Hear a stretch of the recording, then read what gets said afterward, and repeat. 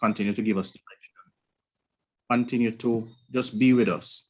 I pray, dear Father, for the presenters that they will present accordingly and that what will be done and said would be of nourishment to us so that we can go forth and do what we are called to do. In Jesus' name I pray, amen. Amen. All right, as I said, good afternoon again. This is our first technical session for 75th annual conference. And we'll begin with a presentation from Dr. Sylvanus Thompson. Dr. Sylvanus Thompson is the CEO of DRT International Food Safety Consulting Services and the former Associate Director and Food Safety Lead for Toronto Public Health. His formal education includes a Bachelor of Science in Health, a Master's of Science in Food Safety, and a PhD in Public Administration. Additionally, Dr. Thompson is a Fellow of the Canadian Health Service Research Foundation, which is focused on evidence-based decision-making. Dr. Thompson been integrally involved in numerous professional, voluntary, and community organizations. These include being a former secretary of the International Federation of Environmental Health, a technical advisor for National Environmental Health Association, a past president and current lifetime member of the Jamaica Association of Public Health Inspectors, a board member of the Ontario Public Health Association, a former board member of the Humber River Family Health Team, a Canadian Institute of Public Health Inspectors member, a former Jamaica Diaspora Advisory Board member for Canada, and Vice President of the Jamaica Canadian Association. Dr. Sylvanus Thompson is a philanthropist at heart. He's adept at implementation of science and research. He has played a leading role in the design and rollout of several programs across the world that focus on overall public health, food safety, and quality assurance practices. Additionally, his contribution to the African, Canadian, Jamaican communities is well recognized. Dr. Thompson is actively engaged in several COVID-19 related research studies, outreach programs, and other activities at the local, provincial, and national levels. He's a member of the community advisory team for major Zero-Mark 2-year COVID-19 research project. This project is aimed at using zero prevalence data to determine the epidemiology and socioeconomic factors contributing to the higher rates of COVID-19 in African Canadians compared to other groups. Dr. Thompson is also a member of a Black Community Vaccine Initiative planning team and the community ambassador lead for pop-up COVID-19 vaccination clinics held at the Jamaican Canadian Center. This initiative secures equitable distribution and barrier-free vaccine access to Black Canadians. With his expert knowledge, professionalism, commitment, and dedication to public health, Dr. Sylvanus Thompson is the recipient of a number of professional and community awards. These include the Jaffe Most Outstanding Inspector Award, the NSF CIPHI Award for Outstanding Contribution to Food Safety, the NEA Past President Award for Contribution to Environmental Health, the Governor General Jamaica Diaspora Award of Excellence, and the Jamaica Diaspora Champions Award for dedicated service to Jamaica. Dr. Thompson is no stranger to us as we welcome his presentation entitled The Black Community Vaccine Initiative, Ensuring a Barrier-Free Access. I want to welcome you, Dr. Thompson, and you can go ahead with your presentation, sir. Yeah, thanks, Nelson. And I would love co-host privilege so I can share my slides. Thank you to the Jamaica Association of Public Health Inspectors Executive for inviting me to participate in yet another AEC, annual AEC. And good evening and welcome everyone. Thanks for attending.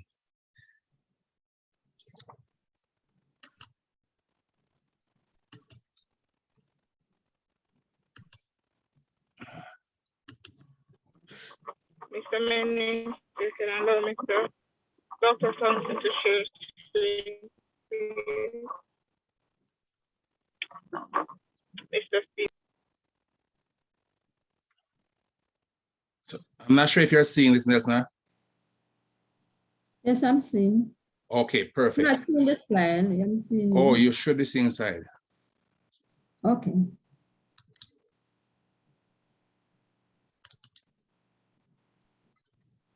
You can share now. The share screen is open, and you're also a co-host. Yeah.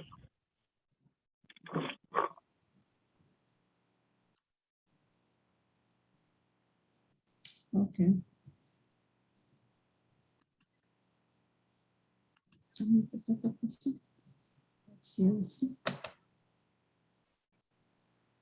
Okay, Steve, you'll have 10 when you're seeing, right?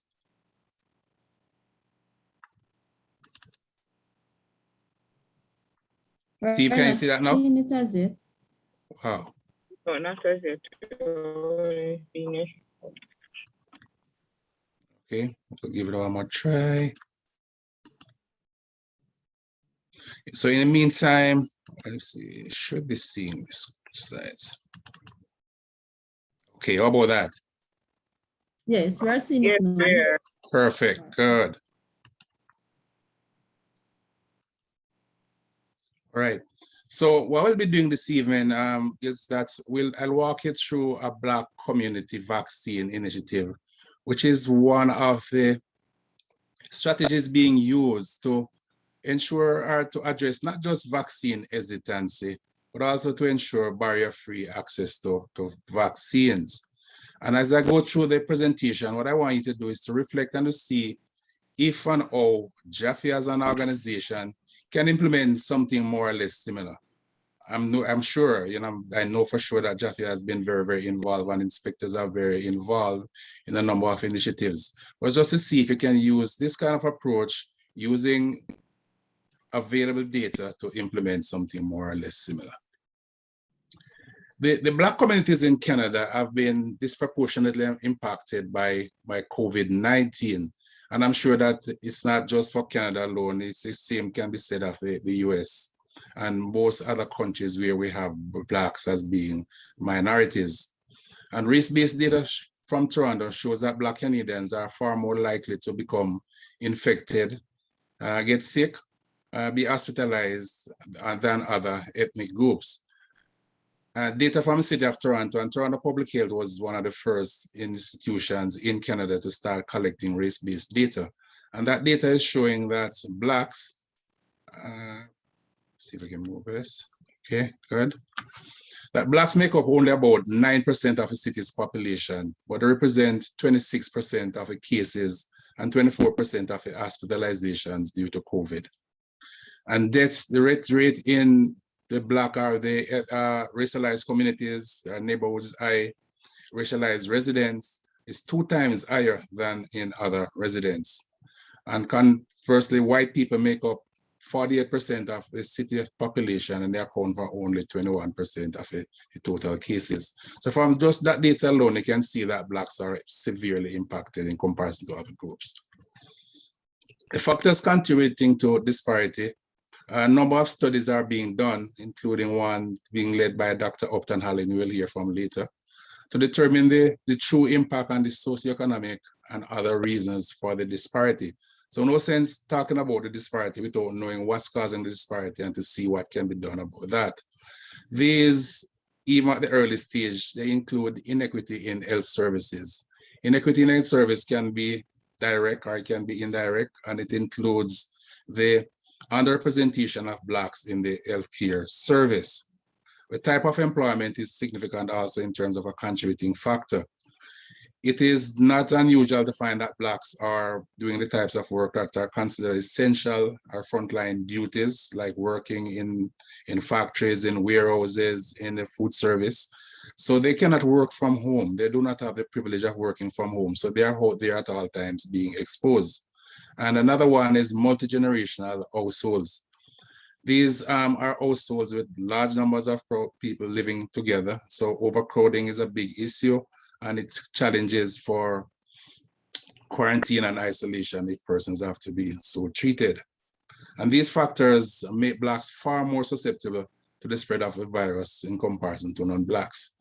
I'm not sure exactly what the situation is in Jamaica in terms of groups being much more impacted than others, but listening to even to Dr. Ennis this morning, you see where studies have shown that areas with say poor air quality or poor solid waste or liquid waste concerns, the rates are high and that. So I'm not sure exactly what the situation is in Jamaica. I'm not sure if data exists to show what communities, if any, are more impacted than others and maybe why.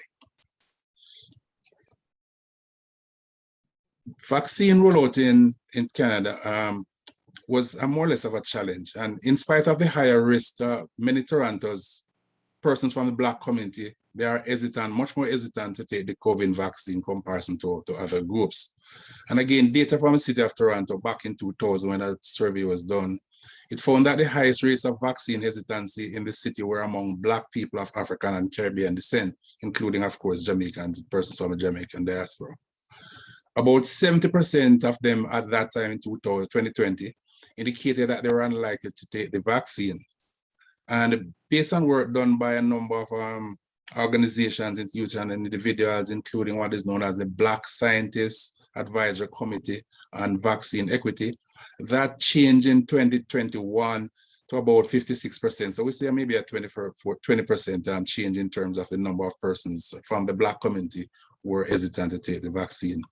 And if you compare that with the vaccine hesitancy rate in Canada, only about 20% of Canadians say that they at that time said that they would not take the vaccine. So within the Black community, the rate of hesitancy was very, very, very high in comparison to other groups, even though the rate of infection was likely to be higher within the Black community. The factors contributing to hesitancy, I'm sure that you know lots of the factors that contributing to hesitancy. When Dr. Allen again will talk much more about this, but just to quickly say that safety concern is maybe one of the major factors, or a major concern and a genuine concern also. No vaccine, as a matter of almost nothing at all, is 100% safe, including vaccines. And from the mRNA vaccines, we have seen higher rates of myocarditis, pericarditis. In Israel, for example, they have seen higher rates in young persons, even though that same Israel study show that the rate of the possibility of getting pericarditis and myocarditis is higher from the COVID infection itself than from the vaccine. And we're seeing blood clotting related to AstraZeneca and Johnson & Johnson. However, in terms of safety in Canada, so thus far, we have administered over 55 million doses of the vaccines. Of that, 17,000 reports of adverse events after vaccine, which is about 0.03%, were reported. And almost anybody can report an adverse event after vaccine, and all of them are investigated. And there were 194 adverse events where deaths occurred post-vaccine. And of that 194, you'll see the breakdown there, where 74 were unlikely due to the vaccine. For 70 of them, there was insufficient information, 44 still under investigation. And there are only 6 deaths that could be attributed to post-vaccine reactions. And even for those 6, it's still not too sure that, whether it's 100% due to adverse effects. So yes, safety a genuine concern, but the benefits far outweighs the risk, as I'm sure that most of you would agree. Political skepticism, that's maybe the big one, and that is something that, that's the one that is really most difficult to address. It includes the high number of conspiracy theories and anti-vaxxers. No need to go into that. That's a whole presentation by itself, and including this perceived risk at which the vaccine were developed. And maybe something that we can deal with is lack of trust. There's lack of trust, and it's a genuine concern in number of countries, including Canada, US. The legacy of harm caused by healthcare institutions to Black persons, medical malpractice against Blacks, and I'm sure that you know quite a bit of examples of those. Healthcare discrimination and inequalities. And in Canada, we found a survey showed that 60.3% of Black Canadians do not trust the healthcare system to treat them fairly during COVID-19. And I'm sure that you're pretty sure that you'll have examples of lack of trust within the system, not just healthcare system, political system, or any other system in Jamaica. So lack of trust is one of the major concerns and maybe one of the most difficult to address.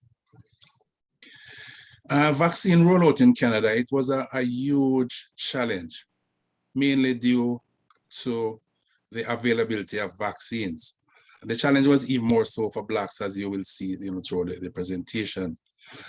In Canada, in the early stages, Canada was more or less in this similar, very, very similar position to where Jamaica currently is, in that Canada was close to the bottom of a table in terms of the percentage of vaccines, persons vaccinated. No, I think we were very, very close in terms of developed countries where maybe were at the very, very, very bottom. But that has changed significantly since then. We are now able to for currently, Canada has vaccinated close to 90% persons with at least one dose, and about 85% are fully vaccinated. So that, that's a significant change from the initial rollout. For Blacks, it was a huge challenge, especially for Blacks who are seniors. Vaccines were provided mainly through what are known as mass vaccination clinics. That required persons to schedule an appointment online. That in itself is a huge challenge. Believe it or not, persons have limited internet access. For seniors, even if they might have limited internet access, they found the system very, very difficult to navigate. And the wait time to log into the system itself, was very, very, very long. They require a health card, and we have a number of undocumented persons, Black persons living in Canada. So without a health card, you're not able to make an appointment on the site. And the dates, locations, and time were not suitable especially for persons who are working long hours. So you go on the site, you schedule a date, you schedule a time, but once you get in and once you schedule your time, the wait at the vaccine center is run about 30 minutes. So that's an advantage. There was a COVID-19 vaccine line for those persons who did not have internet access, but the challenges were not significantly different. One of the advantages of the mass vaccination clinics is that they have the ability to vaccinate large numbers of persons in any given day. And Toronto has a record, at least for North America, of the most vaccinations given at one site in a given day, where they vaccinated close to 27,000 persons at the Scotiabank Center on Sunday. Later on, select pharmacies within the communities were provided with vaccines, and persons who get vaccines from those. But the neighborhoods that were hardest hit by COVID, the one with the largest percentage of Black persons, they were the ones that hardly had any of these vaccination pharmacies providing the vaccines. So again, a big example of inequity. And pop-up clinics were later used. You would need no appointment. It was on a first come, first serve basis. But as you can see from this image, there were huge lines. Persons were starting to line up from maybe midnight to go to a vaccine clinic that was opening at 9 or 10 o'clock the next morning. And there was absolutely no guarantee that after lining up from midnight, you will get a vaccine. So the pop-up clinics were not necessarily better. And it's highly unlikely that you'll find persons from the Black community joining that line for a vaccine, something that they did not necessarily want in the first case. It's highly unlikely that they'll do that. They might do that for the new Nike or for the new game, the new iPhone, but not necessarily for a vaccine. So based on that, persons from the Black community, and like I said, the data was suggesting that for hotspots, we call them hotspot communities, the one with the largest number of COVID cases, they had the largest number of Blacks, and they rate of vaccinations was much lower in those communities than other communities. Not necessarily because of hesitancy, but also because of access. So a group of Black physicians and community leaders, they came together and they worked to ensure that Blacks had access to vaccines. And one of the first initiatives was a Black community vaccine initiative, clinic that was held at the Jamaican Canadian Center. This was a collaboration of a number of organizations, the Jamaican Canadian Association, which I represent, the Black Physicians Association of Ontario, Dr. Alain will see later, is a member of that, the Kafkian Social Services, Black Creek Community Health Center, Toronto, Mobile Vaccine Team, and the University Health Network. And one group that I should mention here that's not mentioned is the clergy. The church is, as you know, they play a very significant role in vaccine rollout, in addressing hesitancy. So they were a part of this group also. So that's the flyer there for the very first event that was held at the JCA in June. It was a vaccine clinic, and maybe one of the most important thing about that you should see on this flyer is that no health card was required. So persons from any community, there was no link to postal code or anything like that. So persons from any community could attend these clinics. No need for a health card, like I said. All you have to do is to present yourself, you have an ID, and you'll get vaccinated. That's the entrance at the Jamaican Canadian Center on the first day of vaccination. The venue is pretty important. The Jamaican Canadian Center is like the home away from home for Jamaicans living in Canada. Officials coming from Jamaica to Canada, this is where they come. So persons are used to coming to the JCA for events. They're very comfortable at the JCA. So having a vaccination pop-up clinic at the JCA was very important. Persons will come, they're comfortable coming there. It's like home away from home for them. Again, that's another photograph of the first day of vaccine. You see a number of persons. Some of these are volunteers and some of them are persons who actually came out for the clinic. This is the inside of the JCA Hall 1, and this is where the actual vaccinations took place.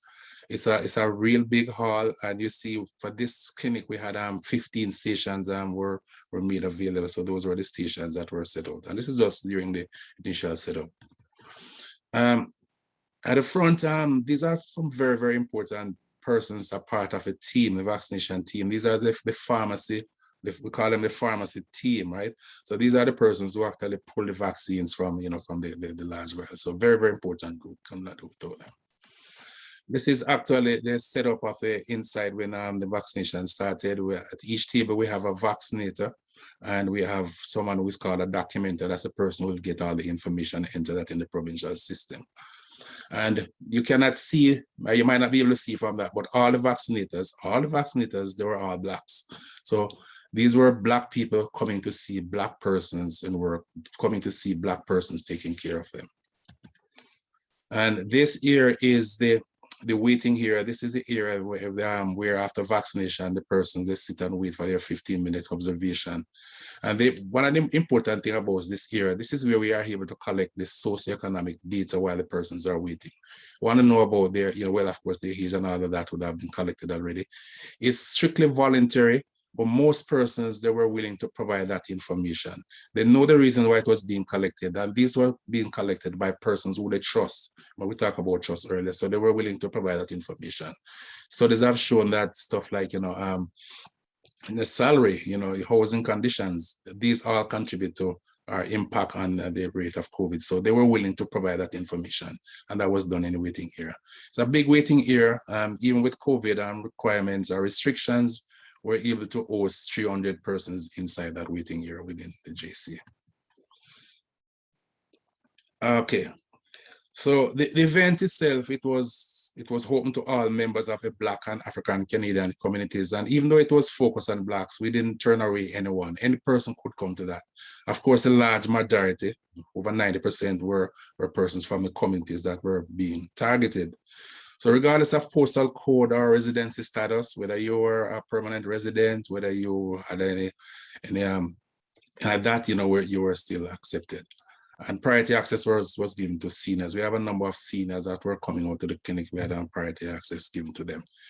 And I mentioned about it being for members of the Black community, but I remember one person, like we said, we didn't turn away anybody. And I can remember one person, a non-white, non-Black person coming, and she said she really wanted her vaccine. She had been to a number of clinics and she didn't get through.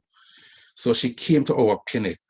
But what she said, if she knows that she's going to be stealing a vaccine for someone from the Black community, she would prefer not to take that. Of course, she got her vaccine, right? She wasn't stealing one. We had enough to give to everybody.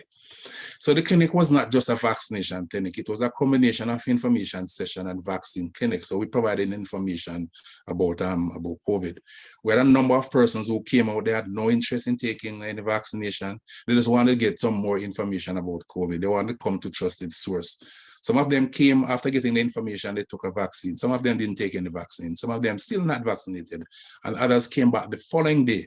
But what was important is that they got the information. And they said everyone who qualified for vaccination, we turned away no one. And the first clinic, we were able to vaccinate over 2,000 persons. Our target was 2,000 with the 2,231 doses of Pfizer. And again, it's very, very important to say Pfizer because Pfizer is the vaccine of choice in Canada. And we find people doing what they call vaccine hunting. For some unknown reason, they prefer Pfizer over Moderna. We're not giving AstraZeneca in Toronto, in Canada, so it was just Pfizer and Moderna. Johnson & Johnson approved for use in Canada, but still not being used. So it was really only Pfizer and Moderna. And I think something like about 6 out of every 10 person prefer Pfizer. So knowing that we had Pfizer, they came out for that. The volunteers, the clinic was run solely by volunteers, no paid staff or any for the clinic. It was supported by a large number of volunteers and various partners from the community at large. We had doctors, we had a number of Black doctors, and persons were surprised to come out to see that the person next door to them is the person giving them their vaccine. They didn't know that that person was a doctor. The pharmacists, we mentioned about the pharmacists, we had nurses, we had community ambassadors, and these are persons within the community, trusted sources like from the JCA. And we are the documenters. The documenters are the ones who collect that information that we mentioned before.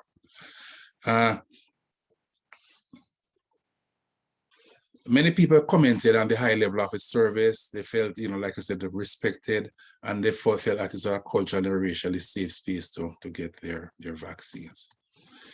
A photograph of some of the volunteers, and again, you can see mainly Blacks from what you can see. These are actually some of the documenters, and we had persons from within the community work, including myself, who was trained as documenter, and we collect that information. One of the things that you can see from the list of volunteers, and what I think that we try to avoid, is the involvement of politicians. I'm not saying that politicians in Canada are not trusted, but we have persons within the community who are much more trusted than politicians. So we keep the politicians away as best as possible. They were not necessarily involved in the process. We had a regular, what we call huddle. We had the huddles before the clinics, after the clinic, and right through the day, just to ensure that everything is running right. Oh yes, and if you look at that person, the red with emergency on the back, right? That's Dr. Shelton. That's one of the top emergency room physicians in Ontario. So we had an emergency room physician at every one of our clinic, just in case there, anyone had any adverse reaction, they'll be able to treat them easily. The clinic, what made this clinic different from every other clinic, and persons are adopting this approach, is that it had a lot of Jamaican creativity involved. We had a live DJ, and one of the things about the DJ, we make sure whatever DJ we're using is someone that is vaccinated. Right? So that person, we're not gonna get a DJ that's not vaccinated to come and play at a pop-up clinic. The importance about the DJ is not only did they come and play music, but on their social media sites, they help to promote the event, right? And lots of them have lots of followers, right? On their Instagram, their Facebook, or whatever social media pages that they might have. So the DJ, we had live DJ. We had a Jamaican food for the clients, for both the clients and the volunteers. Again, you don't have a Jamaican function in Canada without having Jamaican food. So jerk chicken and the whole works was there. Jamaican beef patties. At one of the clinic, we had coconut, not just the bottled one or the canned one, real coconuts. We had sugar cane. So it was really, people came out and they had like a festive atmosphere. The Jamaica Tourist Board was at one of our clinics. They had giveaways, again, promoting Jamaica, not just a big part of the Jamaican culture.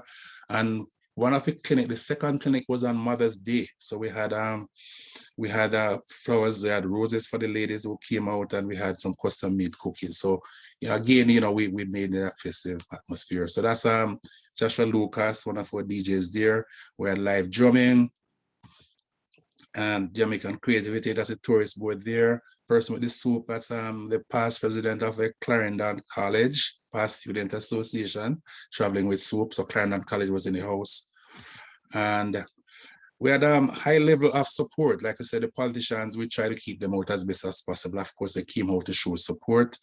And we had that in this big photograph. We have the Consuls General of Jamaica, Consul General of Trinidad and Tobago, the Consul General of Cuba, and they all came out to get their vaccines at the vaccine clinic at the JCA and to show support.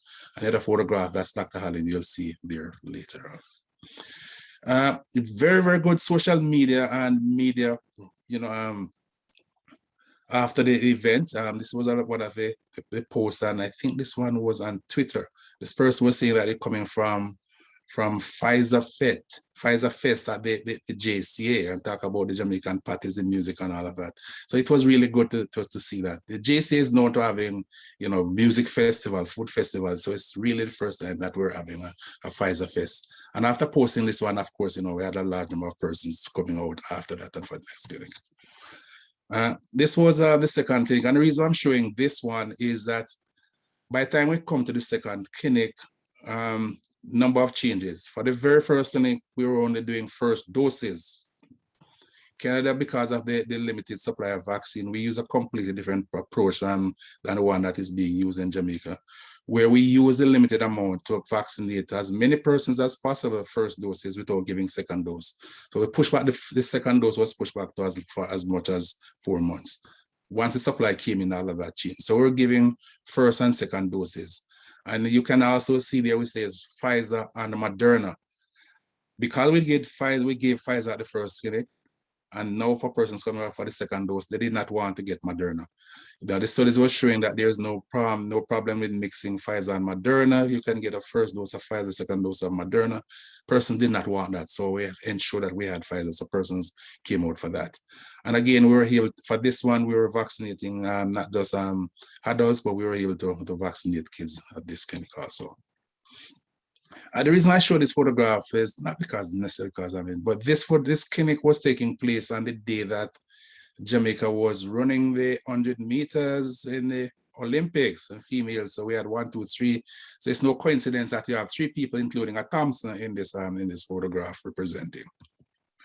Another clinic, what we did, we strategically placed this clinic on Emancipation Weekend. Emancipation Weekend is a long weekend in Canada. So we had a clinic on that weekend. A number of persons who want to celebrate Emancipation Day who were not necessarily interested in vaccine, they came out.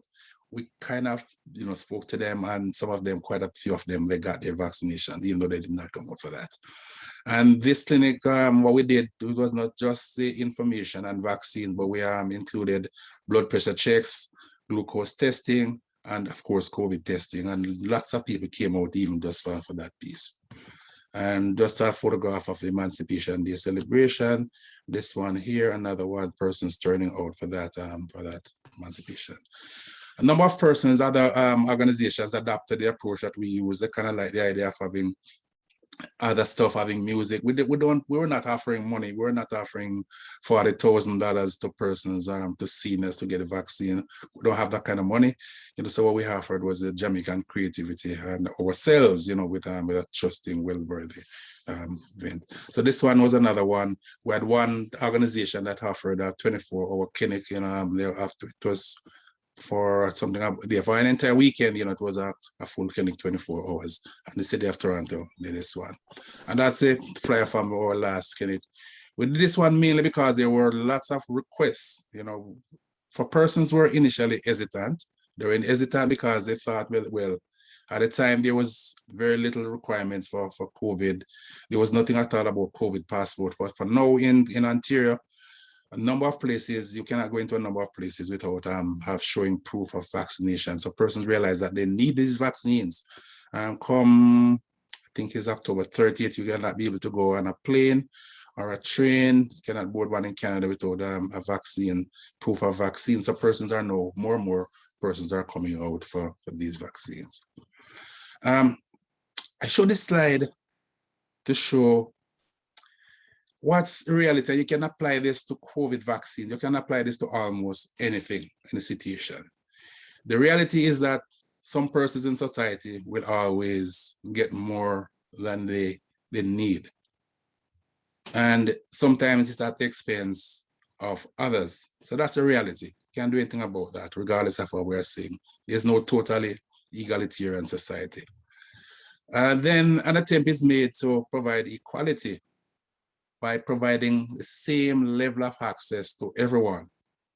Again, with vaccines, they provide vaccines, everybody, you know, the vaccine line is there for persons to call, but some persons have no telephone, no internet access. So that's really, so equality does not necessarily make it either. Equity is what sometimes what we strive for, you know, where we give persons who really need more, and for those who do not really need, we don't give them. What we really should aim for is justice, where we remove those systemic barriers and persons will be able to fight for themselves. So that's the end of my presentation. It's like I said, it's really an example of one of the strategies being used.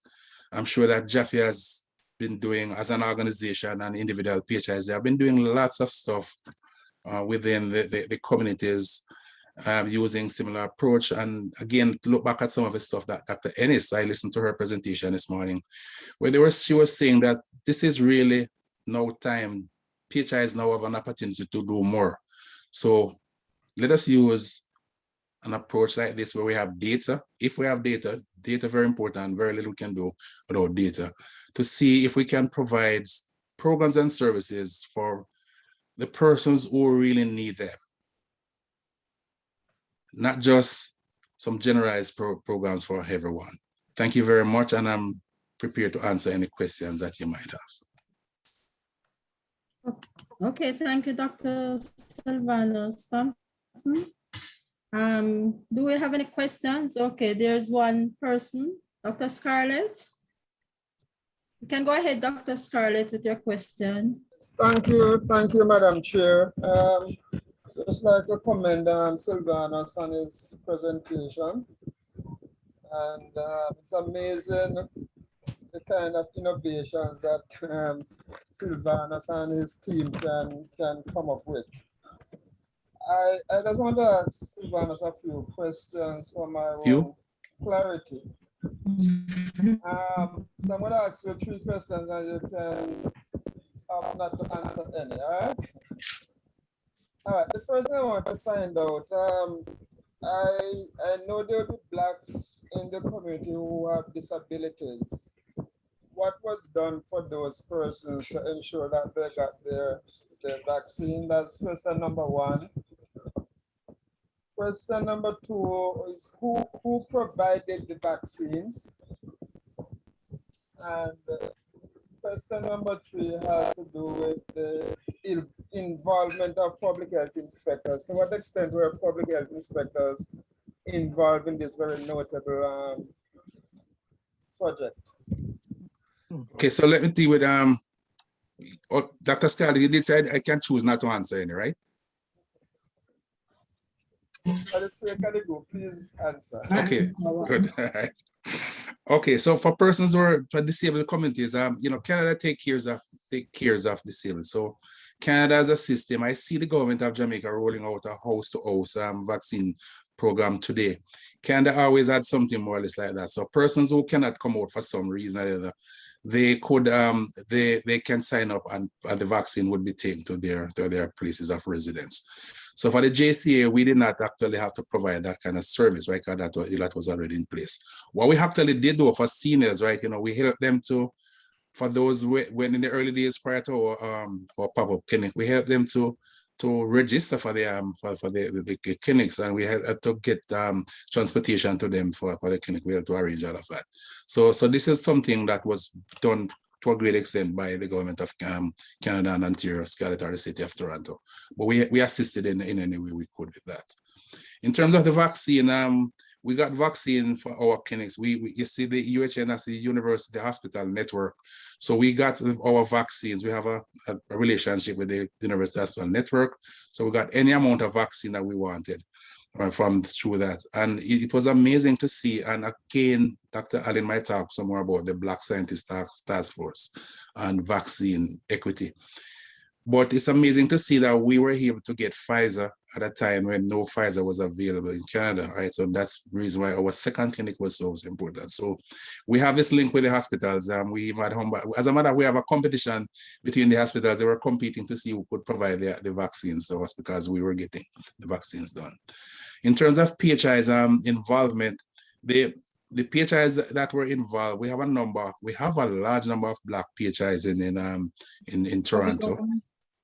A number of them are from Jamaican involvement. As a matter of fact, we had one PHI from Jamaica who is currently working in Canada. She was one of the persons who was a volunteer documenter. She got training as a documenter.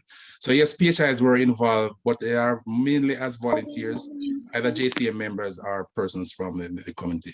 So there was no official involvement of public health inspectors from Toronto Public Health for that clinic. For one of the clinic, the one that I saw for the Toronto Public Health, that one was Toronto Public Health clinic, that was held by us. So they were not there in the capacity as public health inspectors from TPH, but they were there as volunteers. Yes, sir.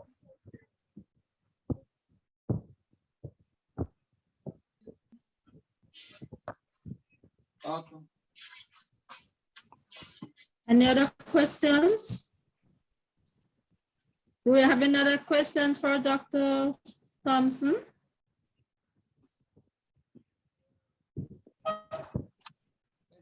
Okay, Dr. Scarlett? Yes. Yes, go ahead. Yes, sir. All right. Dr. Thompson discussed some of the barriers and challenges that were preventing Blacks from accessing vaccination. And he made mention of the lack of trust that Blacks have in the system generally when it comes to medicine, specifically given the experience over the years. This person of trust has got to be examined though, because in a case like this, the lack of trust in the system could adversely affect Blacks getting what they really need.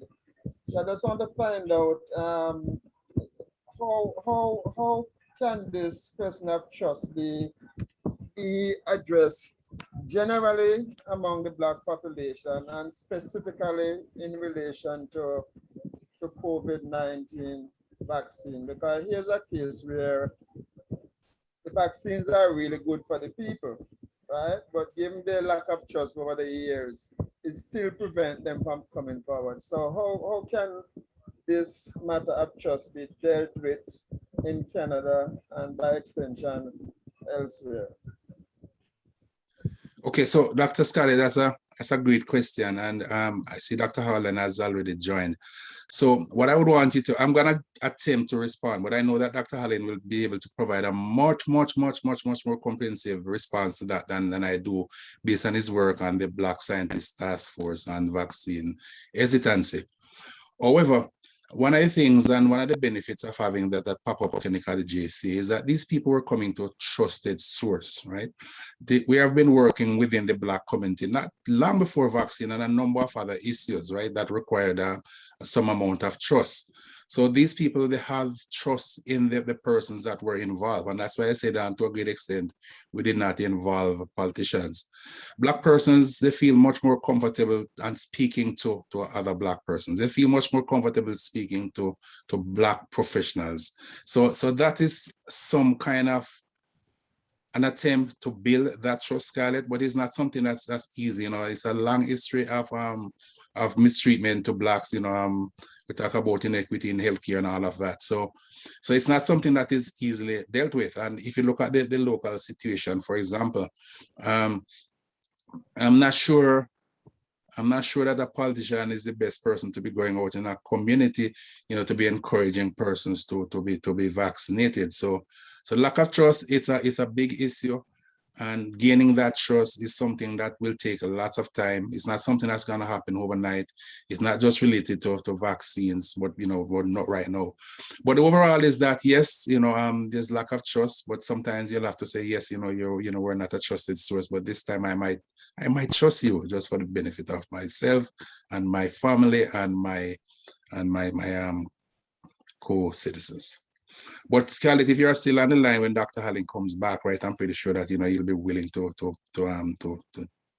delve more into that one. Because that's really the work of what they're doing. Yes. Thanks, Megan. Very good presentation. Yes. Okay, And like any I other said, I'm sorry, Nelson, right?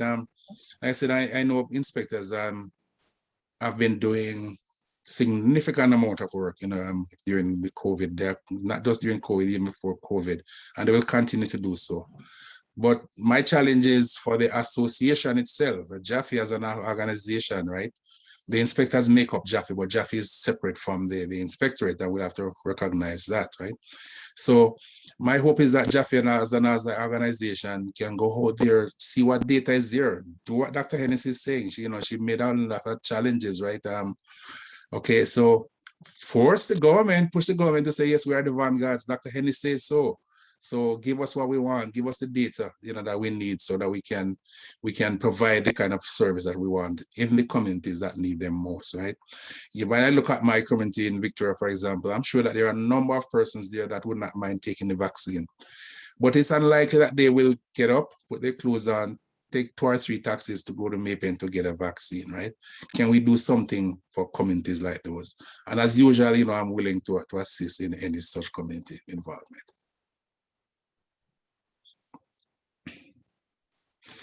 So if there are no further questions, Nelson, like I said, thanks for the opportunity to share, just to share, what we're doing with you, to see, how much of that can actually be applied to the local situation. Yes, sir. And thank you too. A very excellent presentation.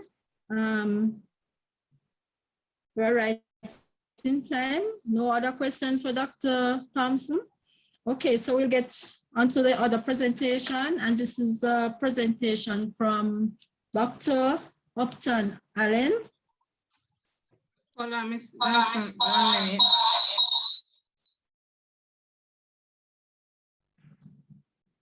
Asking if you could ask everybody to fill out the form that I just posted, the post questionnaire to receive the full session.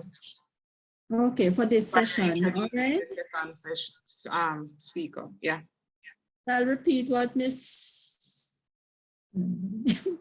Douglas Jones, Mrs. Jones just said. She said she sent a questionnaire into the chat.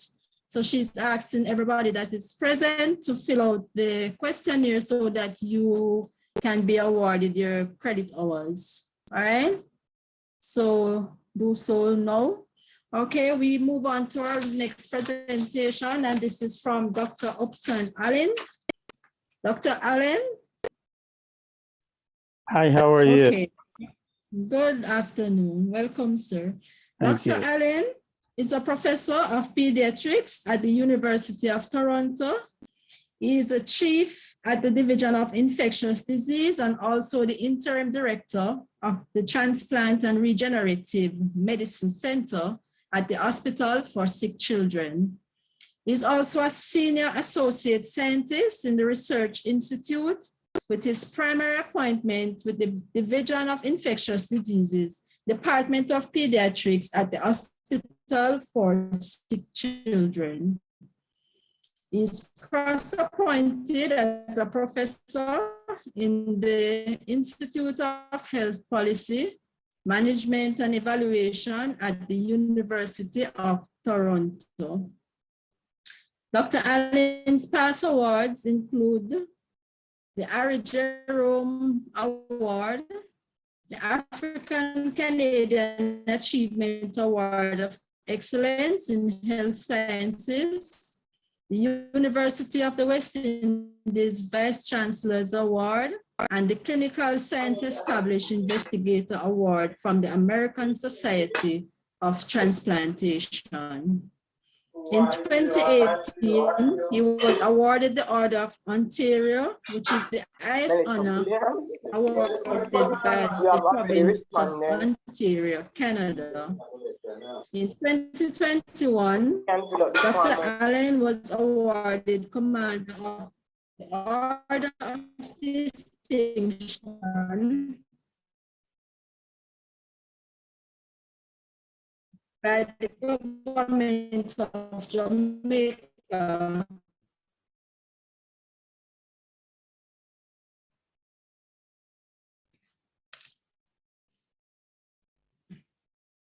Dr. Allen has many academic and professional accomplishments and has numerous invited lecturers internationally, visiting professorships, greater than 300 scientific publications, several book chapters, scientific abstracts, and several peer-reviewed research grants.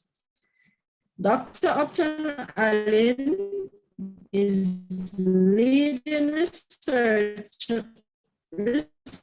studies on the different aspects of COVID-19, including genetic susceptibility and immune response profiles. Within the Black Canadian communities in Ontario, is leading studies addressing COVID-19 antibody testing, seroprevalence, and associated risk profiles, as well as immune responses to COVID-19 vaccines. In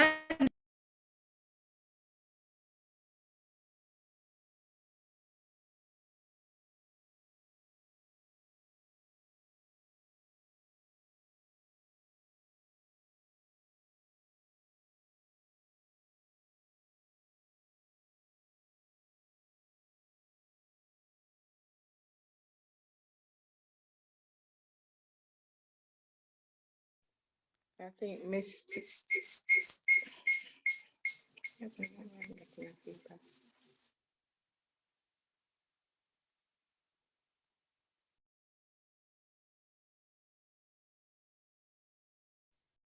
Good afternoon. I think Miss Nelson Brown Oh, has. sorry.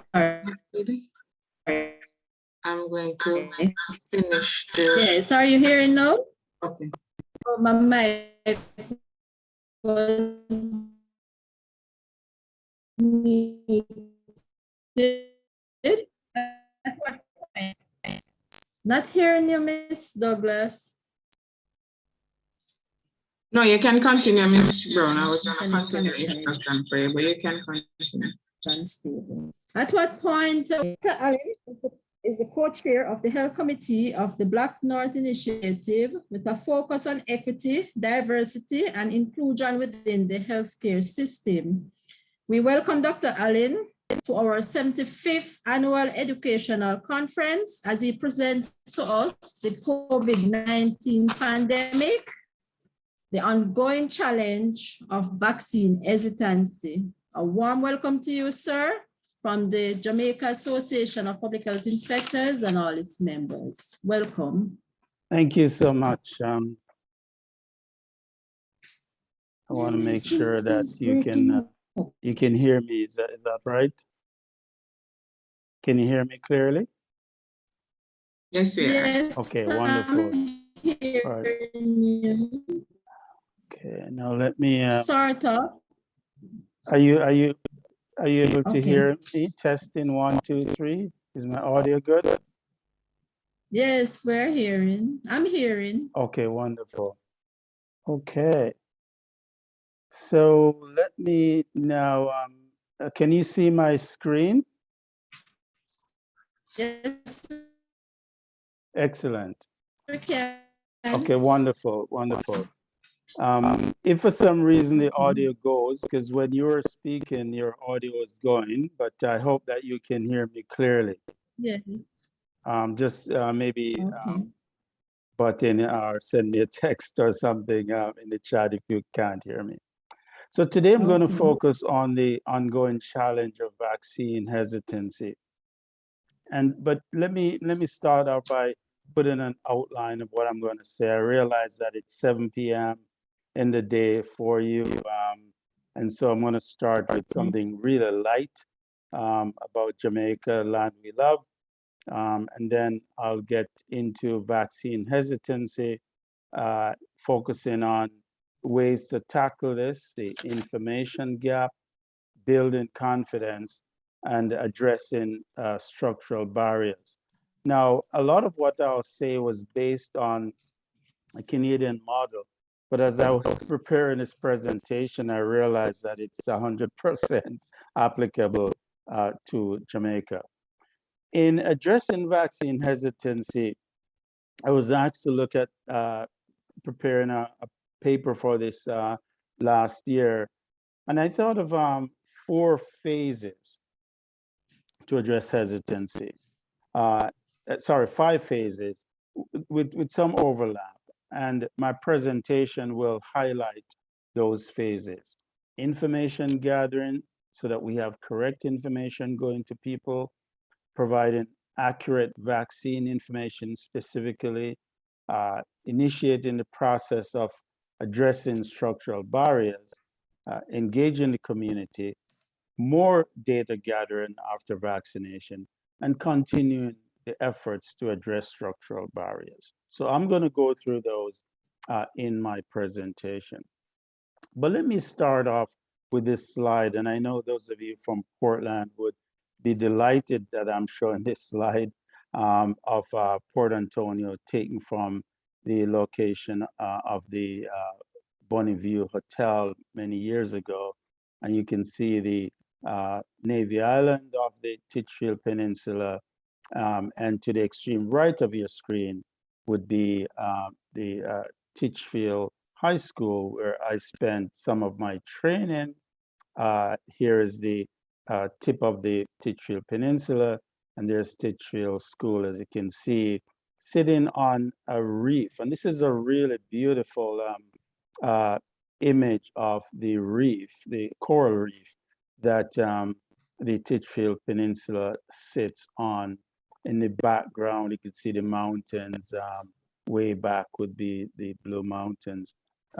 West Harbor, where the ships come in, and Eastern Harbor as well, a twin harbor.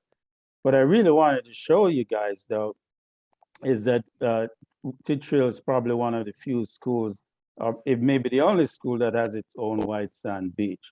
But we certainly found time to focus not just on going to the beach, but academics. And this is a slide of where my family home actually is, which is in Boston. This is Boston Beach, one of the most beautiful beaches in Jamaica, as you are aware. It has its ups and downs. Sometimes it gets damaged by hurricanes, and then, you know, a few years later, nature restores it to its pristine beauty. Now, as we try to tackle COVID and the consequences of COVID, it's going to be a long road, and it has been a long road to establishing herd immunity. When we all got into focusing on herd immunity, we were thinking perhaps 65, 70% of the population would need to be vaccinated. But with the Delta variant, the goalpost has changed. And now we're looking at significantly over 90% that is needed. A major issue in tackling vaccine hesitancy is a challenge relating to the information gap and the necessity to build confidence, to eliminate lack of trust, as was alluded to earlier on by Dr. Thompson. And in the first phase of addressing vaccine hesitancy, I may make reference to information gathering, where it's going to be really important that one gets the right information, that we can't assume that the reasons for hesitancy will be the same across all subgroups within communities because of differences in lived experiences. The reasons why people in Port Antonio might be hesitant might be totally different than people living in Papine or in West Kingston or Manchester, St. Elizabeth. So we have to bear that in mind, that we really need to get into the communities to get a better understanding of why is it that people are hesitant. Second phase of addressing hesitancy is in ensuring that people are provided with accurate information. There is a ton of stuff that is coming from various sources through the internet, Facebook, WhatsApp, Twitter, you name it. There's just so many forms of social media, some that I'm just finding out exist. There's just new ones every day. And people do believe, many people believe in what they see coming through social media.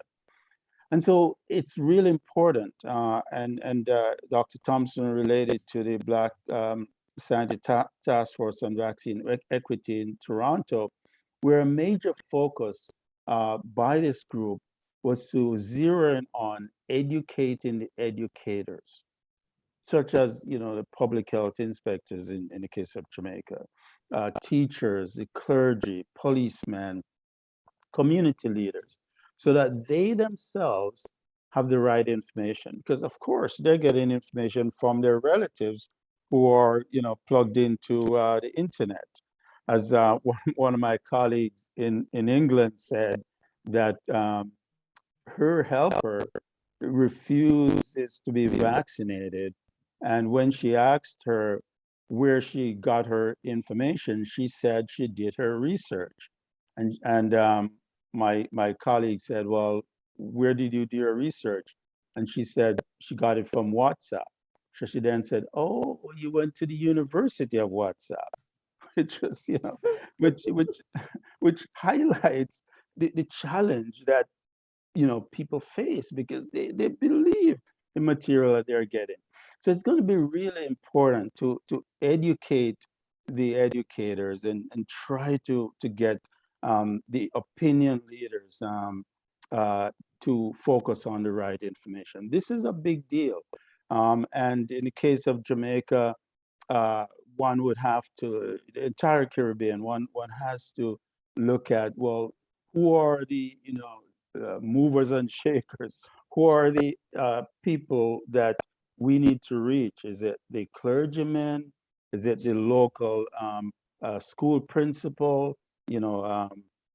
Police officers? You name it. That's really important. We need to make sure that they have the right information. So let me take you through then some of the bits and pieces of information that we try to get to individuals. I'm going to focus on several questions. And so the next, I don't know, 20 minutes or so, we will focus on information that needs to be provided to individuals. So the opinion leaders need to get this information. So one of the questions is, who is behind vaccine development? How were the vaccines developed so quickly? What about this mRNA stuff and altering genetic material, altering DNA, pregnancy and fertility issues? I will focus on a few things about pediatric vaccines because they will likely be approved for use and be available soon. And then there are questions around chronic diseases. If I have diabetes, can I get vaccinated? If I have heart disease, can I get vaccinated? And are these vaccines associated with long-term side effects? That if I get vaccinated now, or my child gets vaccinated, what will happen to them in 5 years? And if I can get COVID after being vaccinated, why get vaccinated? So I'm going to walk through some of these, and then I'll come back to the third, fourth, and fifth phases of the process of addressing vaccine hesitancy towards the end. So who's behind the vaccine development? I think we often think of, big pharma being behind the vaccine development. And yeah, that's true. But there are some scientists who are on the front line of this. The Moderna vaccine, Dr. Fauci credits Dr. Kizzmekia Corbett for designing the vaccine. She's a bit more modest, and she said, well, she co-designed it. But she's on the leading edge, was on the leading edge. She was at NIH and has now moved to Harvard University. Black American woman. A Turkish-German couple founded BioNTech that partnered with Pfizer to develop the Pfizer vaccine. They had been working on partnership with Pfizer focused on the mRNA vaccine for influenza for a number of years. And so when COVID came along, they were able to pivot quite efficiently to make things happen quickly. There's a Canadian company, Aquitas Therapeutics, that supplied the lipid nanoparticles for the Pfizer-BioNTech vaccine. So the Canadian company has contributed significantly in this regard, and I will come back to the lipid nanoparticle because that's also has been the subject of various wrong information. Then there's this lady, a very good friend of mine, Judith Absalon, who is a Haitian American woman with Canadian relatives in Montreal, who led the early phase 1-2 trials of the Pfizer vaccine in the United States.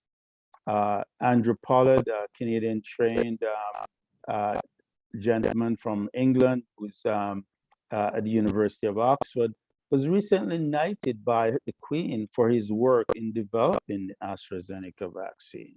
And indeed, at a time when my understanding was that when Oxford University partnered with AstraZeneca to develop the AstraZeneca vaccine, the deal was AstraZeneca was not going to make any profit. I don't know if that's still is the case, but certainly that was the way things started out. Professor Shabir Madi is an East Indian South African who is the face behind the leading of the vaccine trials in Africa, the continent of Africa. Now, so you see then there are individuals who are on the front line that are just like you and I. They're scientists working really hard, and we thank them for their work. How were these vaccines developed so quickly? It's a really great question. And I think that the scientific community hasn't done the best job, I don't think, of getting the information to the public about why these vaccines were developed so quickly. So the bottom line is that there were some key lessons that were learned from SARS in 2002 to 2004 and the Middle East respiratory syndrome virus. Key points: the virus that causes COVID-19 is a coronavirus like SARS-1, and it's about 80% identical to the virus that caused SARS in 2002, 2004. It's about 50% identical to the MERS coronavirus. Work on the SARS-1 vaccine started in 2003, 2004. And for example, here's a publication, the spike protein of SARS-1-CoV, a target for vaccine and therapeutic development. So the bottom line is, the idea that one could actually develop a vaccine against a coronavirus, such as the SARS-1 virus, had started. So when COVID came along, people were very far ahead, and indeed facilitated by in case of the mRNA vaccines, the fact that mRNA vaccine trials or research rather were being done, where there like about more than 100 trials of mRNA vaccines, looking at things like breast cancer, prostate cancer, colon cancer, and others. And if these mRNA vaccines work for these entities, it will be transformational potentially as it relates to cancers for things like ovarian, prostate, and colon. So it's a big deal. So this information, the data gathered from the early work on SARS-1, the mRNA vaccines, created a running start when COVID came along. So another way to look at this is that if COVID had happened in 2002 to 2004, humans on this planet would be in deep trouble because it would have taken us several years to develop a vaccine. It just so happens that COVID came along at a time when previous work had been done on coronavirus vaccines. So key point then in getting the message to various individuals in the communities is that the work that was done on SARS-1 and the Middle East respiratory syndrome virus provided useful guidance for the development of the COVID vaccine. So this is really key. The second point is that if you look at the top frame, you'll see where with traditional vaccine development, one goes through a number of different phases, pauses, analyzes the data, next phase, pause, analyzes data, build your infrastructure because the phase 3 is looking good, get your manufacturing going, get your approval, and then you distribute. In the case of the COVID, we're in a pandemic, so these phases were overlapped. And then something amazing happened, a couple of things. The various companies, because of all the financial investments, including investments by government, started to actually manufacture vaccines even before the vaccines were actually approved. We're just taking a chance because you could end up throwing out millions and millions and millions of vaccine doses if approval is not given. But there's also another key thing that happened, is that when the various phases are done, typically in a clinical trial, the trial is halted or paused if one encounters a major safety issue. And so if you remember with the AstraZeneca vaccine, how there was at one point a pause because somebody had developed, if I recall, it was transverse myelitis. So, and until they realized, okay, the study can actually continue. But in this case, with the vaccines that have been developed so far, there has been generally a lack of major safety signals to shut things down. So somebody needs to mute. So the lack of major safety signals enabled smooth sailing.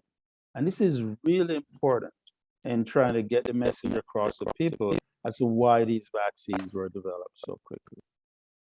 So what about the issue of mRNA, the spike protein, and all the questions that have popped up about these particular entities? This is a cartoon of the coronavirus. Key is that on the top, on the surface, you can see the S protein is spike protein. It's this spike protein that is the a factor that binds to receptors on the surface of our cells, the ACE2 receptors that facilitate that coupling, that interaction, and subsequent facilitation of entry into the cell, where once a virus enters a cell, the virus is able to borrow the machinery of the cell to make copies of itself.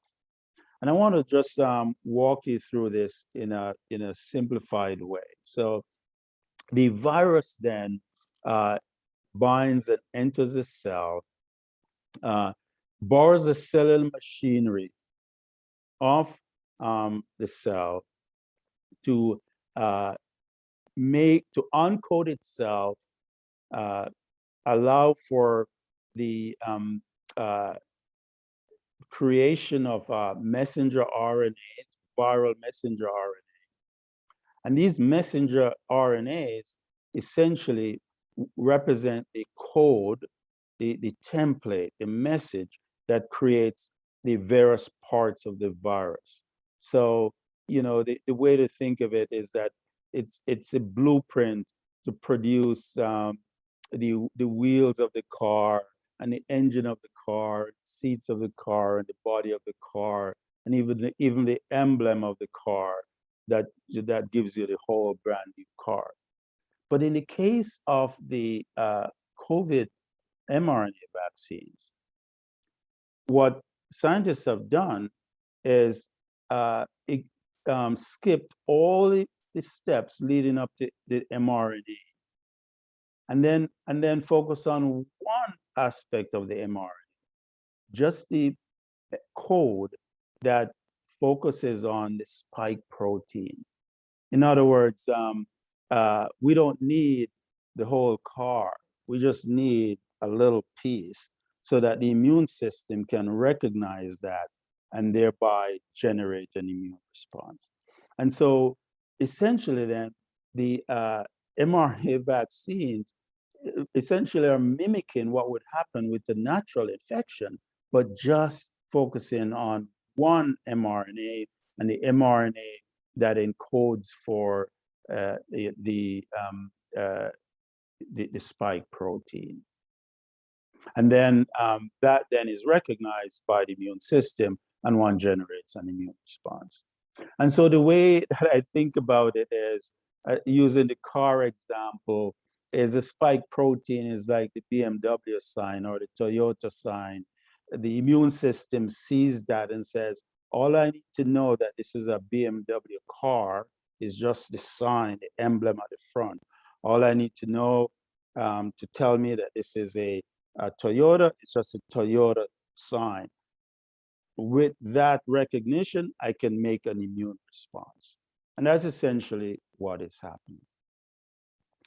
So if you look at this in a different way, using an analogy of a fruit like peach or an apricot, or in Jamaica it would probably be an otiiti apple. The seed in the middle, and a outer fleshy part. The outer fleshy part is the cytoplasm of the cell. The inner part, the seed, would be the nucleus of the cell.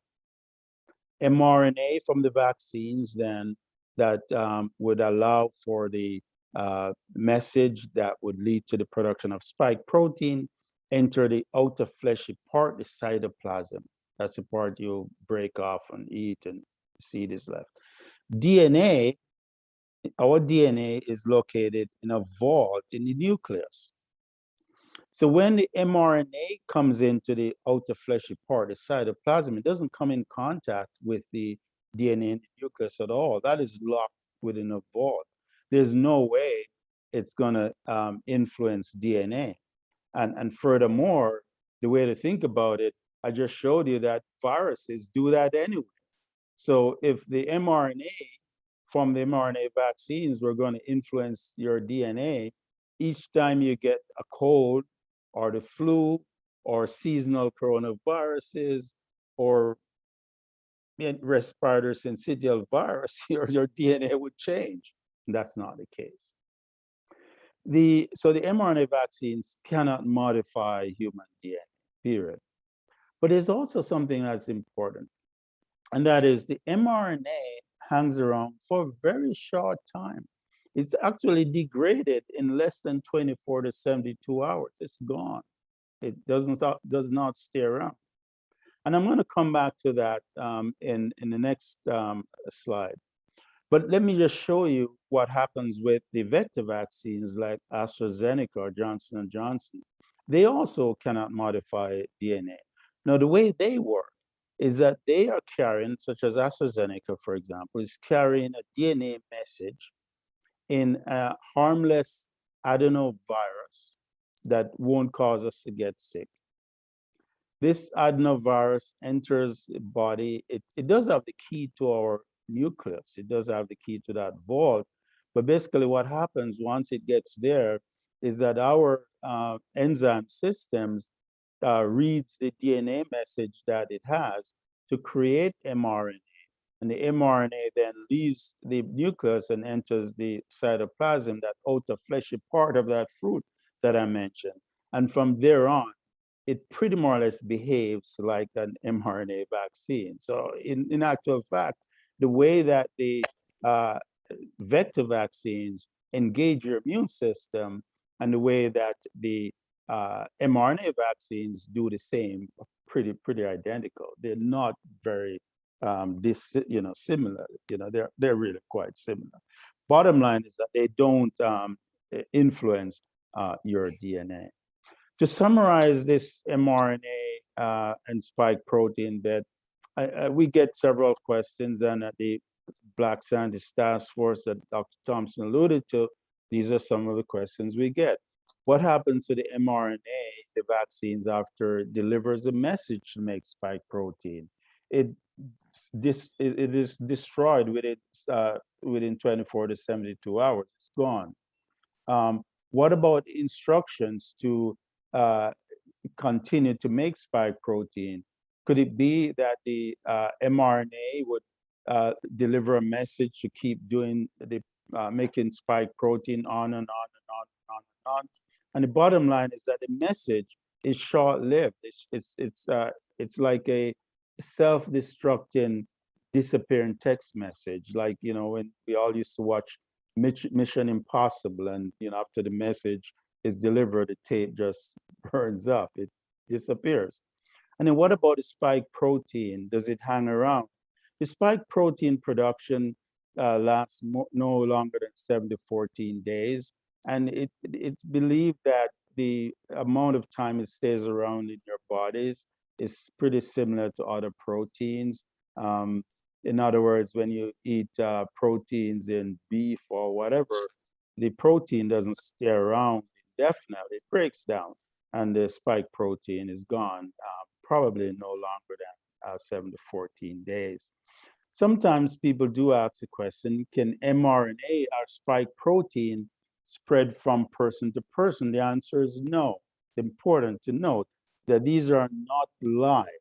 They're not contagious. So you can't have mRNA or spike protein being passed from one person to the next person. What about questions relating to pregnancy and fertility?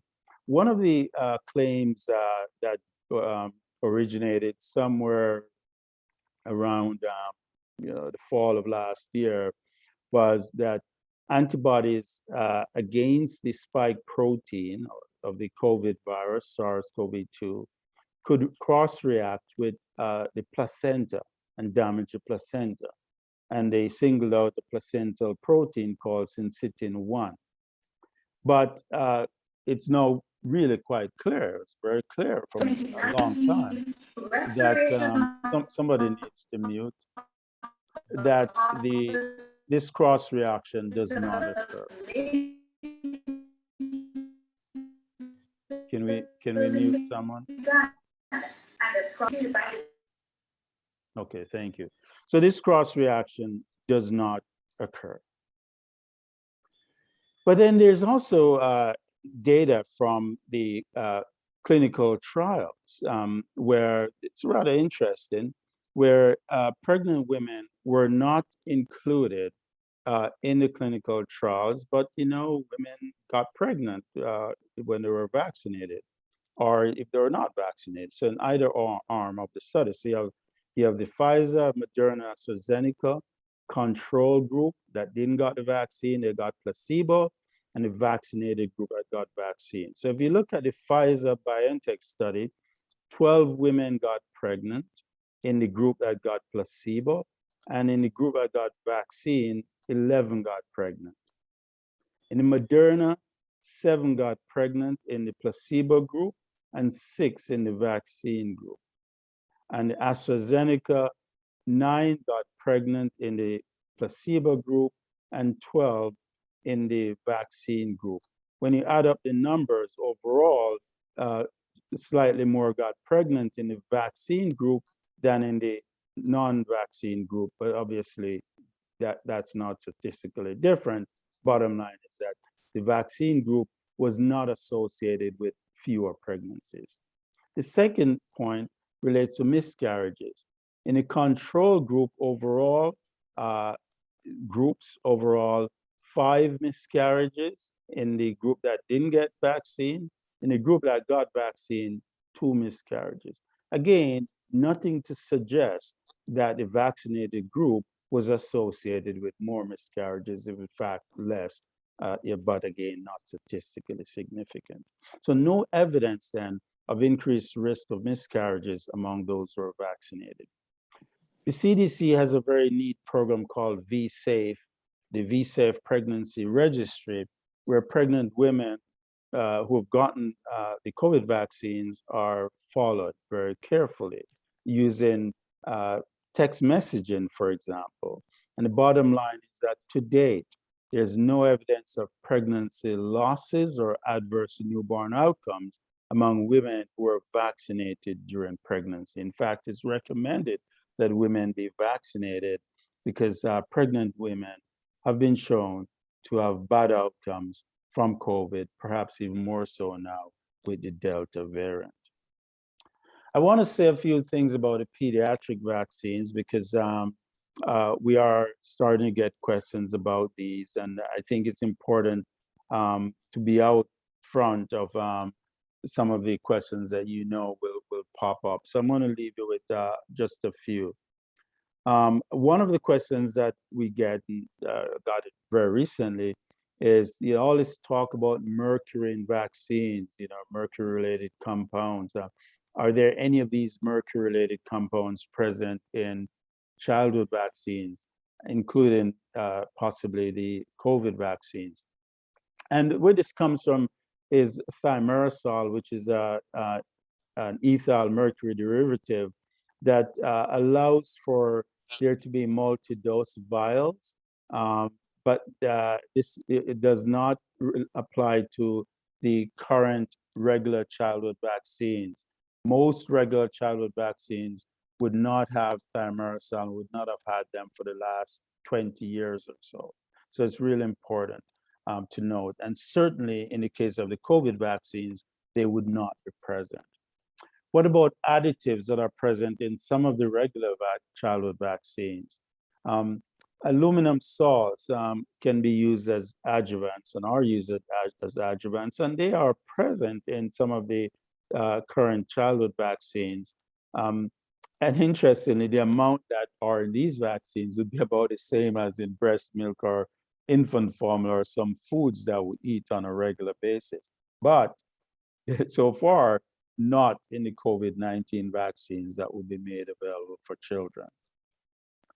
Formaldehyde inactivates viruses and toxins. And interestingly, the amount of formaldehyde that will be present in a baby's body at any one time is significantly more than present in any of the vaccines that children get. But again, just in case, this is not present in the COVID-19 vaccines. So in fact, when you look at the whole COVID-19 vaccines and what they contain, are there special additives or preservatives? And the answer is no. There are no special additives. There are no antibiotics that are present. And also, what exactly are in these vaccines? So we use the Pfizer vaccine as an example, and I'll show you AstraZeneca next. There's the mRNA, there's a lipid material that makes up the nanoparticle, and the salt, sugar, and water. The lipids they have fancy names, but they're things that we used in medical practice. For example, polyethylene glycol, which you have heard has been associated with some allergic reactions, is present in bowel laxatives, preps for your colonoscopy, cosmetics, skin lotions, some medications, not new.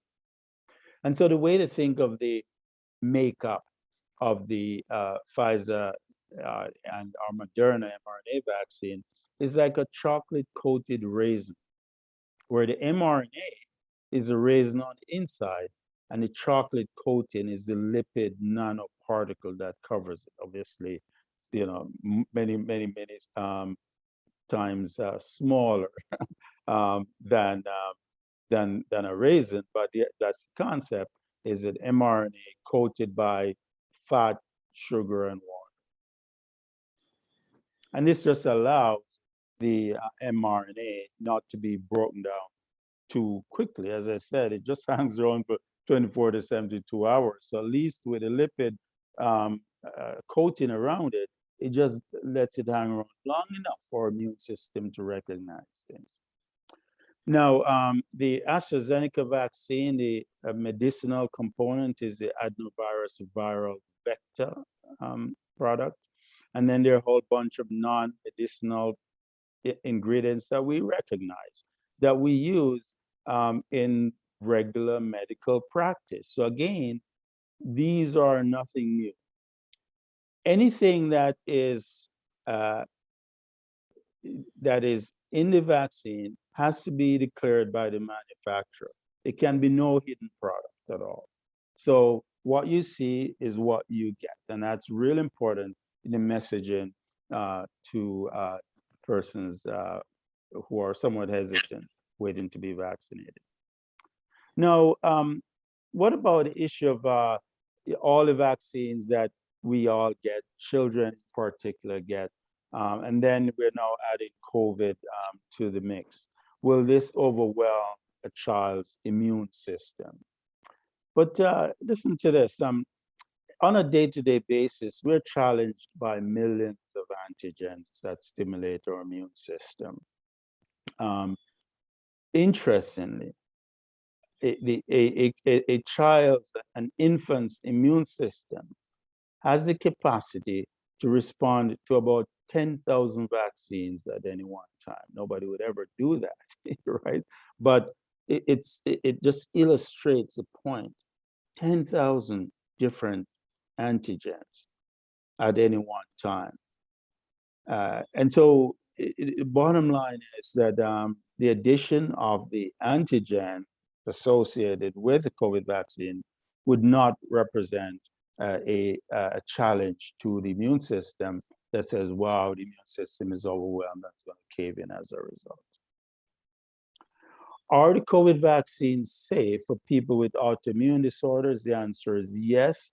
There's no evidence that this is a problem. In fact, they should get it. You have arthritis, multiple sclerosis, you have diabetes, other diseases, thyroid. You can still be vaccinated and should still be vaccinated. And what about people with weakened immune systems, the so-called immunocompromised individuals on various medications? And what about late onset side effects? Being immunocompromised on various medications is not a contraindication to be vaccinated. In fact, those individuals are encouraged to be vaccinated. The issue there is just whether or not the vaccines will work as well as somebody who does not have a weakened immune system. And so the vaccines are safe for those individuals.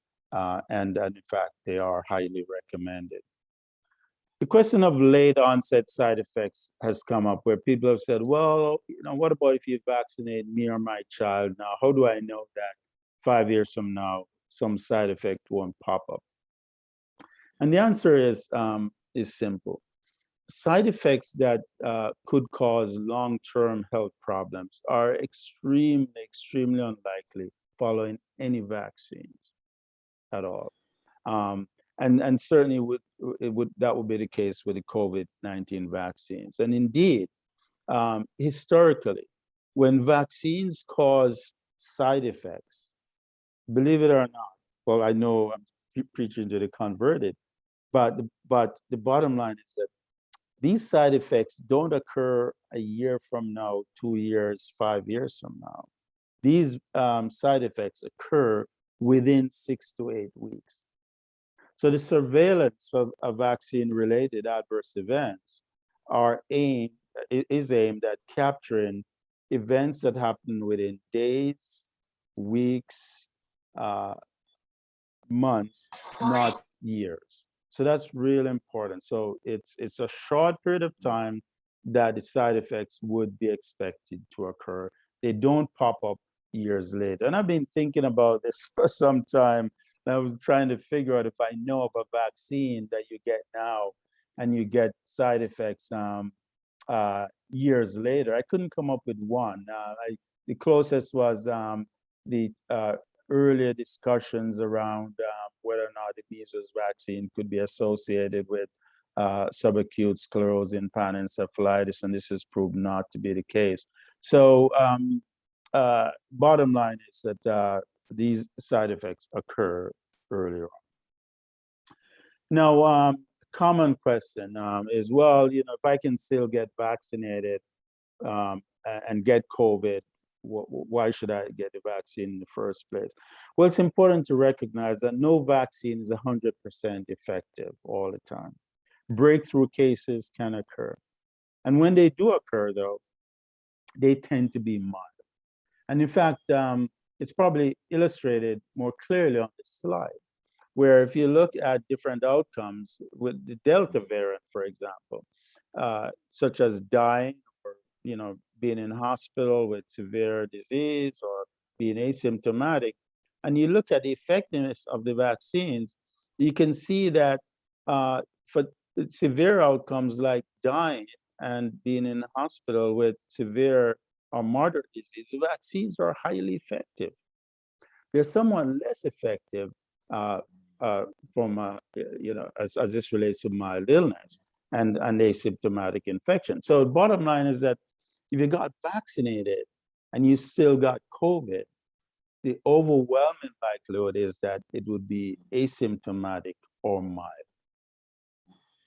And the way to think about it is that, if you wear your seatbelt, you could still get injured in a car accident, but your chances are that your outcome will be better than if you didn't have a seatbelt. And so that's one way that you could translate the message to the public. So Dr. Thompson alluded to the importance of building confidence and addressing structural barriers. And I said I would come back to this in the wrap-up part of this presentation. I realized that as we think of the structural barriers, one often think of Black versus white. One think of racialized individuals. One think of you can think of indigenous populations, but throughout our countries in the Caribbean, there are barriers that are along socioeconomic lines. There are things that happen that are available to folks, living in New Kingston versus living in Maroon Town in Portland. So there are differences. It's just a different type of barrier. So, and we know that some of this is tied in with discrimination, preferentialism of different kinds, differences in access to healthcare, whether or not you live in Fruitville Vale in Portland, or you live in Papine. There might be differences. Your occupation, being frontline workers, being exposed to COVID. If you remember some of the earlier cases of COVID in Jamaica among people on the front line, the types of education and income that might result in people doing a couple of jobs to make ends meet. And we saw that in Canada, where we had personal support workers who were doing 2 or 3 jobs to make ends meet, and they're frontline workers. So 2 jobs double their exposure, 3 jobs triple their exposure. And then, of course, the types of housing, where if one person gets COVID in a family of 10 people living in the home, with a small footprint in terms of home, with overcrowding, then there are problems there. So many of these problems that we encountered in Toronto would be relevant to all of the Caribbean countries in different ways. And so in tackling some of these various issues, I often think of this example of removing structural barriers. The example is the names. I don't know why they call it, these names, but the Hawaiian method of opening a coconut, where you take a sharp machete and you carve through the green barrier, then the straw barrier, and then the hard shell, and then you get your coconut meat and you cut it out, and you stick your straw in and get your water. So you carefully remove the barriers, and that can take several minutes. Or you could use what's called a Trinidadian method. I don't know why it's called Trinidadian. It could be the Papine method, where you put the coconut in one hand and use your sharp machete, and you just chop right through, and you zip in a matter of seconds. You are into your water and ready to drink. So recognize that there are some things that will require a more careful removal of these barriers, and others you have to do them right away. And so if transportation is a barrier, this relates to getting people to where they're going to be vaccinated. What happened in Toronto is that people went door to door. So there are things that you're going to recognize that need to be happening in a rather immediate, drastic way. And so in closing, then, I gave you some of the earlier strategies to address vaccine hesitancy. The process number 3, the third phase of initiating the mechanism to address the various structural barriers is important. And of course, engaging the community. It's important to identify the resource needs that are required to address these barriers, and to do so at a very early stage.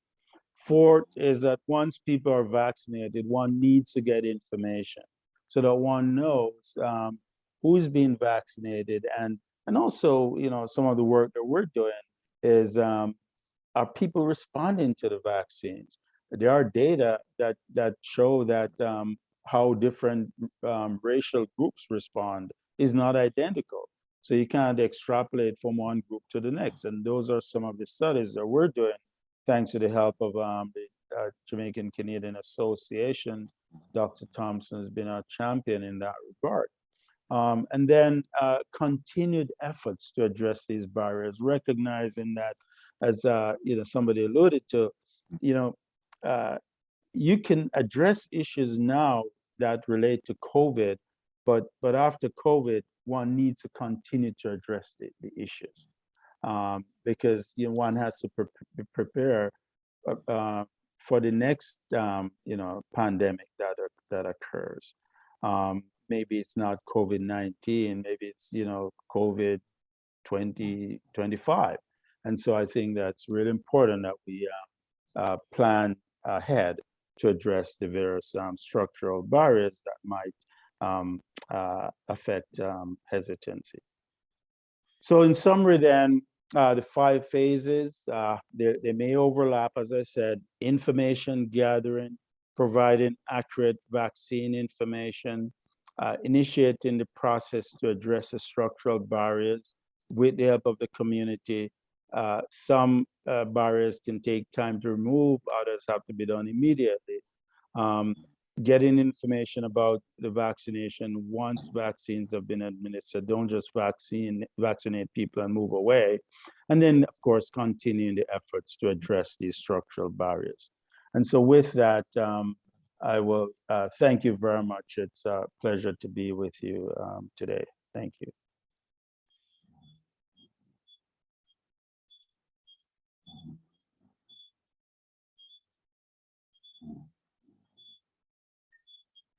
And I'm happy to take any questions if there are any questions.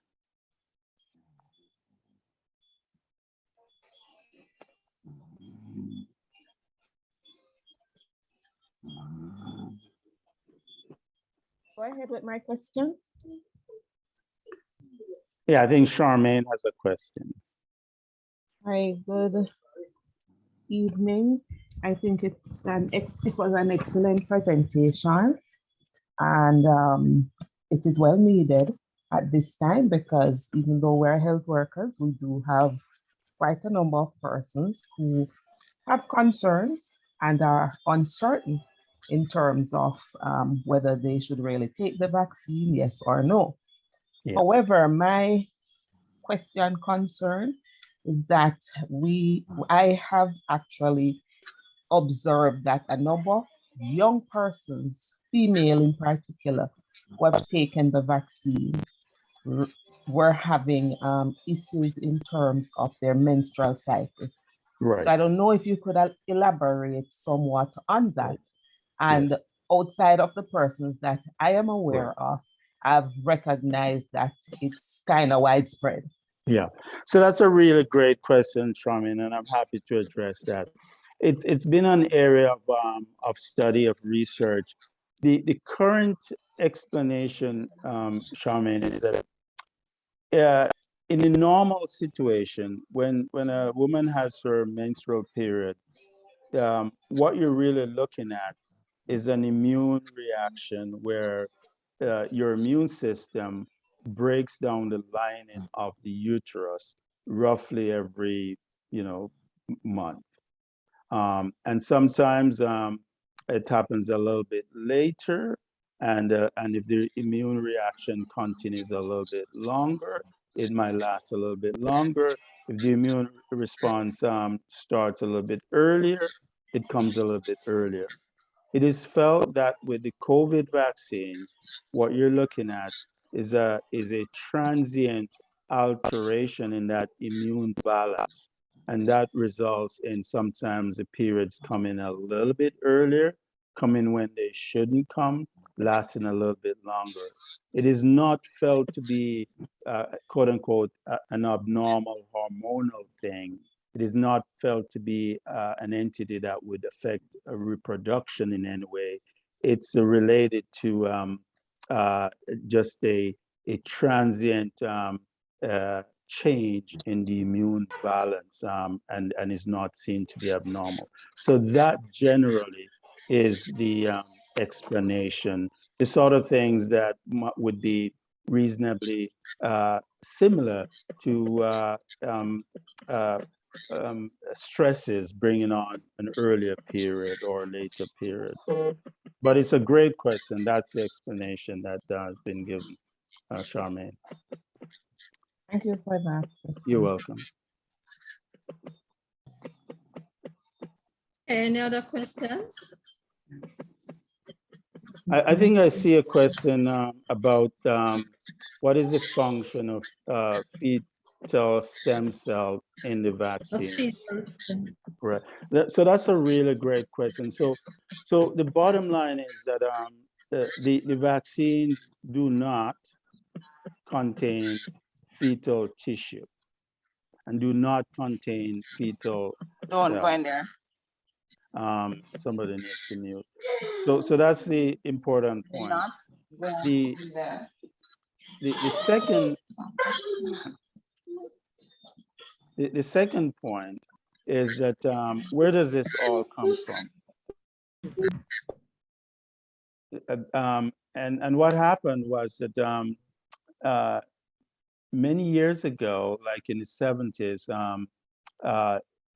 cell lines were developed using legally aborted, fetuses, and the reason for that is that when new medications and new drugs are being developed, part of the testing that researchers might do in their laboratory is such that living cells are needed. And you can't test a new drug on a human before you test it in the preclinical way on living cells. You can try it on a plant cell, but testing it on a plant cell, it's hard to extrapolate that to humans. So human cell lines are often used to test whether or not the product is toxic to human cells. And in fact, whether or not the product contains viruses. Like viruses need living cells to replicate. So you can test it if it contains viruses, you can test it if it's toxic. And so that's where that comes from. Now, in the case of the mRNA vaccines, those cell lines were not used in the development. In the case of the vector vaccines, the adenovirus vector was grown up in cell lines. But to put things in perspective, it's important to note that when you look at the various medications that we use on a day-to-day basis, and somebody did a project in the United States where they went to a pharmacy in the United States and they could only find one medication that wasn't tested for toxicity or at some stage of its development without using a cell line. In other words, the cell lines would have been done by a researcher in a lab trying to see is a drug toxic or some aspect of the work, not necessarily in the production of the medication. And so it's hard to, and one certainly doesn't want to pitch one product against another. But one of the examples I saw recently was if we didn't have any situations where cell lines can be used, and I sincerely hope that moving forward, no cell lines are used, they come up with other ways of doing that. Drugs like lidocaine, for example, when we go to the dentist, we'd have to say to the dentist, sorry, I wanted my dental work and I don't want any local anesthetic. So we're looking at deep ramifications in that regard. So I hope that answers the question about the cell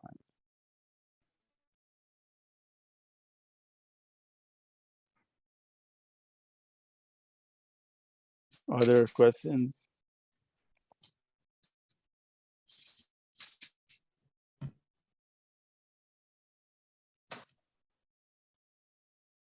There are two questions in the chat. There's a follow-up question here in the chat.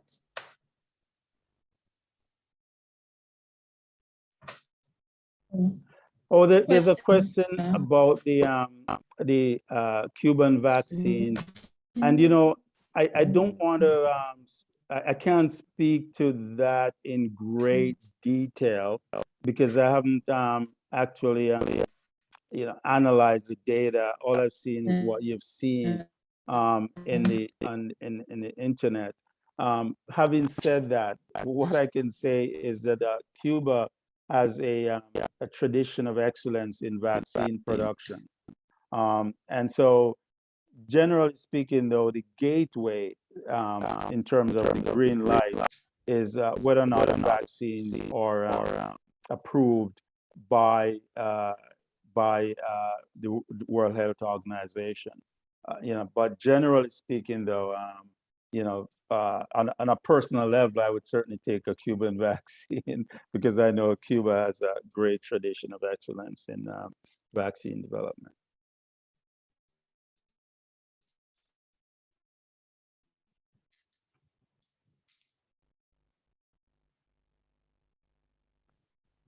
Okay.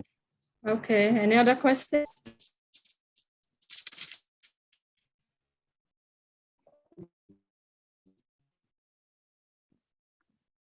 Well, if not, all I can say is that the public health inspectors have such an important role. Questions. All right. So Okay. So Your audio is fading. Okay. Thank you very much, and keep up the very good work that the public health inspectors are doing. Okay, we just want to say thanks.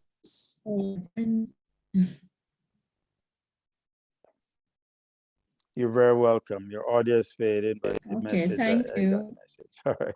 All right, Take care. on behalf of the Jamaica Association of Inspectors and yes, thanks to Dr. Thompson and Dr. Allen. So wonderful presentation. I guess we have a lot. All right. So this brings to the end of Dr. Allen's presentation. But before you leave, I have announcements from our president-elect. I hope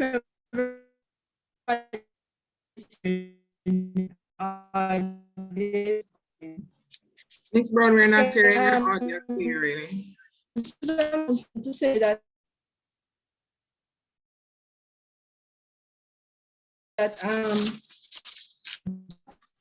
collaboration with the third discounts on packages and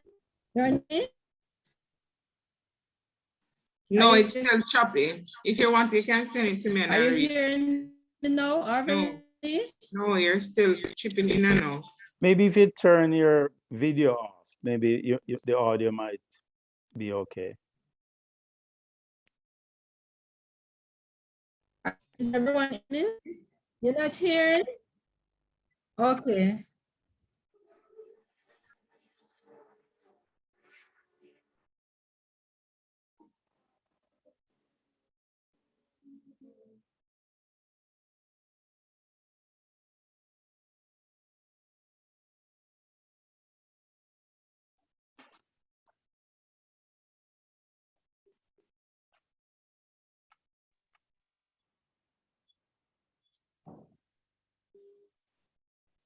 Dr. Allen, there were two more questions. I don't know if you wanted to see them and respond that were in the chat. Okay, I didn't see. What were those? One of them was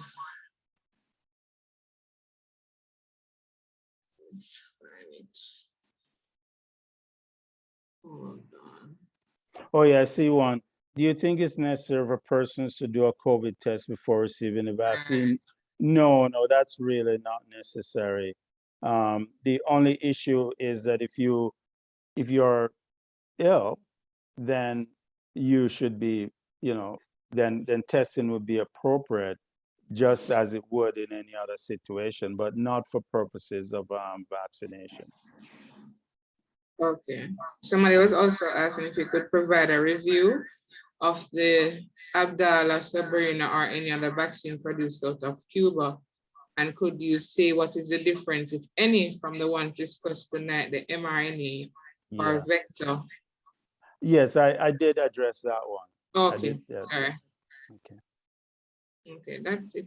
Okay. Well, I want to thank you so much. I will take my leave, and it's a pleasure to be with you. Thank you, Dr. Allen, and have a good night. Keep safe. My pleasure. Take care. Bye-bye. Bye.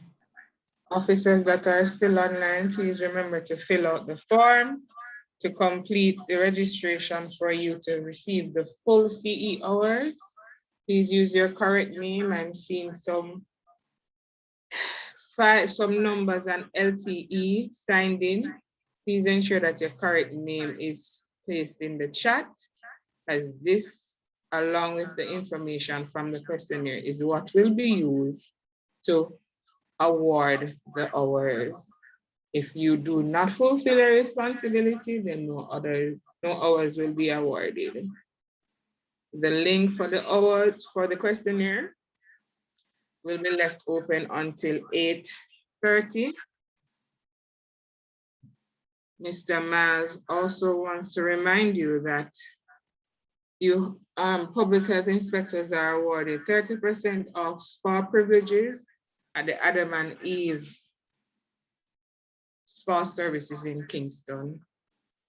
So if you want a little relaxation or manicure, pedicure, a full body massage, whatever package you choose, it'll be 30% less once you present your Ministry of Health ID For the rest of the year or just for Jaffe week? for the rest of the year. Oh, okay. All right. Very good. Thank you guys for joining. We'll see you tomorrow at 2 p.m. for technical session 3. Please look at your schedule and view the Zoom link for that date, as well as technical session 5 and 6.